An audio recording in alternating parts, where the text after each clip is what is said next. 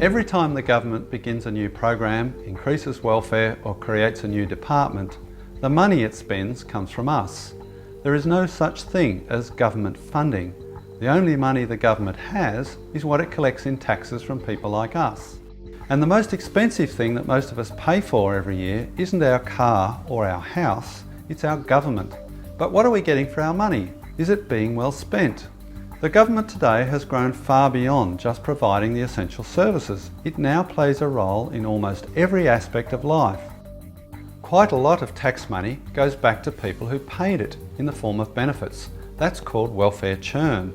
Welfare was supposed to be a safety net for those most in need, but it's grown to the point where, according to the ABS, nearly 50% of all Australian households are receiving some kind of welfare payment, and about a quarter of all households get a majority of their income from welfare. And all that money, plus money for the health system, the education system, infrastructure, and over 160,000 bureaucrats to keep it all running, all of that comes from taxpayers' pockets. That's why it can be hard to make ends meet, even when you're working full-time.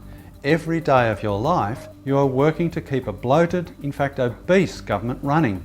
It's not just income tax either, it's GST, tobacco tax, alcohol tax, petrol tax and many others, plus tariffs, stamp duty, rates and the list goes on.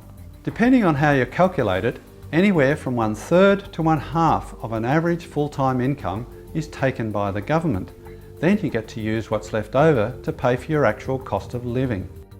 It shouldn't be that way.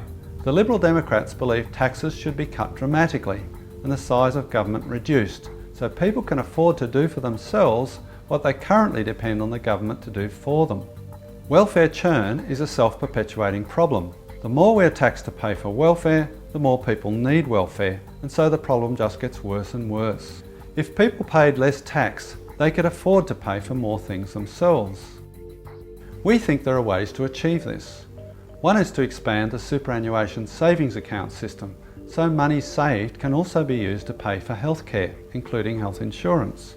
Perhaps even unemployment and disability insurance could be funded like this too, in addition to retirement. That way, the benefits people receive would be from money they have saved themselves, not from taxpayers.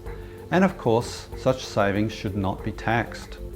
Taxpayer-funded welfare should always be available as a last resort to those who have no other options. But no one on welfare should be better off than anyone who is working. That's definitely not fair.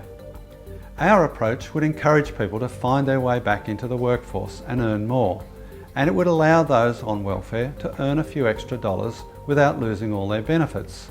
Some work is better than no work. The Liberal Democrats recognise that Australians are generous, but we think the government has gone far too far with taxes and welfare. The welfare system needs a total overhaul, with an emphasis on personal saving. This would allow big tax cuts and get the government out of the way of hard-working Australians and small business owners, so that we can all prepare for our own future and use the money we earn to live our own lives. My name is David Leyonhjelm, Senator for the Liberal Democratic Party. We support your right to live your life without government interference, as long as you respect the same right for others.